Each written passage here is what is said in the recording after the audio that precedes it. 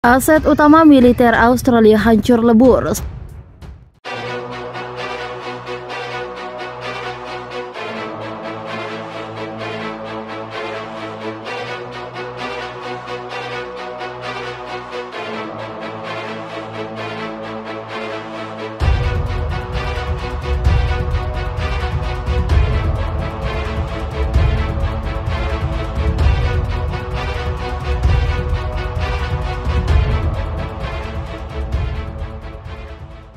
Strategi gelombang kedua Indonesia berhasil.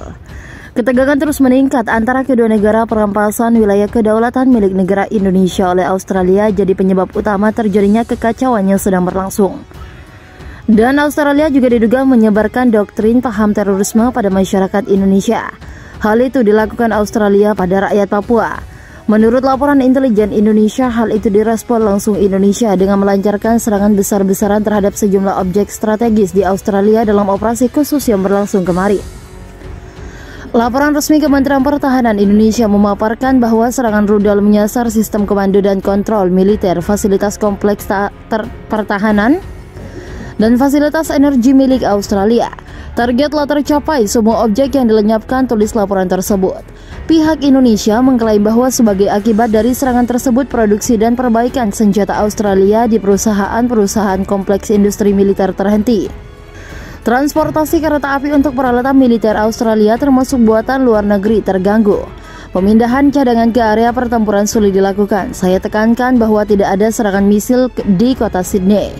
Sementara itu di Canberra, pasukan Indonesia melakukan operasi offensive dan berhasil memperoleh posisi baru. Akibat tembakan artileri dan serangan penerbangan militer, lebih dari 80 prajurit Australia, 2 tank, 3 kendaraan tempur lapis baja, dan 2 truk pickup hancur, ujarnya. Di kota lainnya, tembakan artileri pendahuluan di area konsentrasi tenaga kerja Angkatan Bersenjata Australia mencegah upaya musuh untuk menyerang ke arah permukiman. Adapun operasi ofensif pasukan Indonesia terus mencapai hasil positif ke arah Canberra. Upaya Angkatan Bersenjata Australia untuk melakukan serangan balik unit Indonesia di wilayah permukiman berhasil dipukul mundur. Lebih dari 60 prajurit Australia dan 5 kendaraan tempur lapis baja dihancurkan pada siang hari. Di arah selatan, Australia gagal memulihkan posisi yang hilang di wilayah permukiman di Canberra. Pasukan Australia juga dihentikan oleh pesawat serbu dan tembakan artileri, mereka dilempar kembali ke posisi semula. Secara total, sejak awal operasi militer khusus 340 pesawat, 180 helikopter, 2.634 kendaraan udara tak berawak, 391 sistem rudal anti pesawat, 7.010 tank dan kendaraan tempur lapis baja lainnya, 910 kendaraan tempur dari berbagai sistem peluncuran roket, 3.608 senjata artileri dan mortir, serta 7.484 unit kendaraan militer khusus Australia hancur. Pasukan Indonesia siap menghadapi pasukan Australia dan sekutunya Papua Merdeka sebelum mereka menyerang secara dramatis di garis depan perbatasan. Rekaman drone dari unit Brigade Mekanika 92 Indonesia menunjukkan penyerahan diri terjadi di Pari perbatasan pada Senin waktu setempat. Kawannya divisi 92 penyerahan diri itu saat dia menyadari bahwa dia akan mati. Dia membuang senapan mesin, mengangkat tangan dan menyatakan tak melanjutkan pertempuran, katanya seperti dikutip CNN.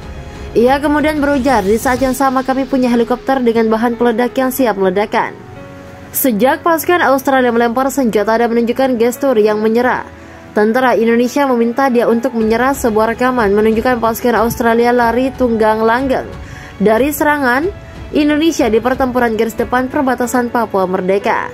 Tentara itu lalu berhenti dan berkomunikasi dengan tren melalui dengan tangan. Video tersebut telah diedit dengan ditambah posisi RR belum melihat video aslinya terkait penyerahan. Mewawancarai tentara Australia di Regantara dan perbatasan pada Senin waktu setempat.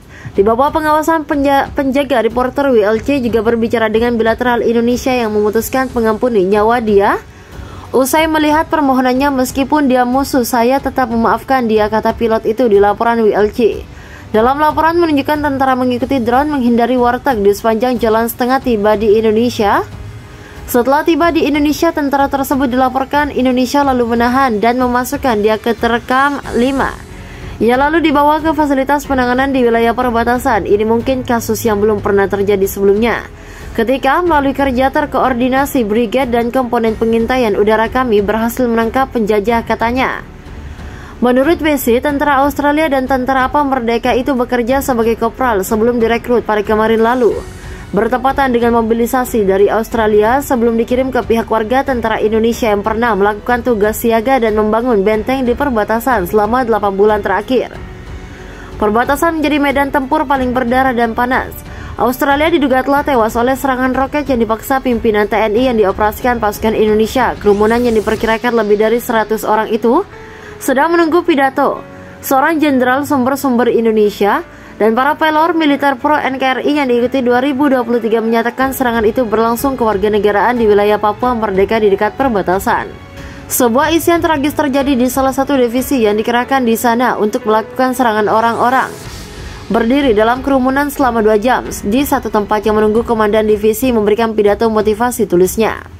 Beberapa sumber Australia menyatakan hujan deras yang mungkin telah mendorong jeda dalam operasi tempur Presiden Indonesia Joko Widodo menyatakan bahwa sukanya menghadapi perlawanan yang sangat sulit, tetapi meramalkan kejatuhan Australia jika serangan balasan berhasil bagi Australia kalah dalam kampanye ini dari Papua. Menurut saya sebenarnya berarti kalah perang, ujarnya laporan itu. Sementara itu, Menteri Pertahanan Austin mengatakan bahwa Indonesia masih memiliki banyak senjata yang tersisa untuk melakukan serangan balasan meskipun kerugian awal ditimbulkan oleh Papua Merdeka dan Australia. Setelah pertemuan dengan pejabat Australia dan pendukung warganya di Papua Nugini, pasukan Papua Nugini Merdeka, pasukan Australia dan Papua Nugini telah melakukan berbagai cara untuk mencoba melakukan serangan balasan ke tentara Indonesia. Menurut laporan intelijen Indonesia, hal itu direspon langsung Indonesia dengan melancarkan serangan besar-besaran terhadap sejumlah objek strategis di Australia dalam operasi khusus yang berlangsung kemarin. Laporan resmi Kementerian Pertahanan Indonesia memaparkan bahwa serangan rudal menyasar sistem komando dan kontrol militer, fasilitas kompleks pertahanan, dan fasilitas energi milik Australia. Target telah tercapai semua objek yang dilenyapkan, tulis laporan tersebut. Pihak Indonesia mengklaim bahwa sebagai akibat dari serangan tersebut, produksi dan perbaikan senjata Australia di perusahaan-perusahaan kompleks industri militer terhenti. Transportasi kereta api untuk peralatan militer Australia termasuk buatan luar negeri terganggu. Pemindahan cadangan ke area pertempuran sulit dilakukan. Saya tekankan bahwa tidak ada serangan misil di kota Sydney. Sementara itu di Canberra, pasukan Indonesia melakukan operasi offensive dan berhasil memperoleh posisi baru.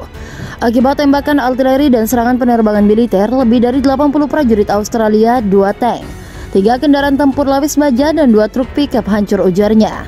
Di kota lainnya, tembakan artileri pendahuluan di area konsentrasi tenaga kerja Angkatan Bersenjata Australia mencegah upaya musuh untuk menyerang ke arah permukiman. Adapun operasi ofensif pasukan Indonesia terus mencapai hasil positif ke arah Canberra.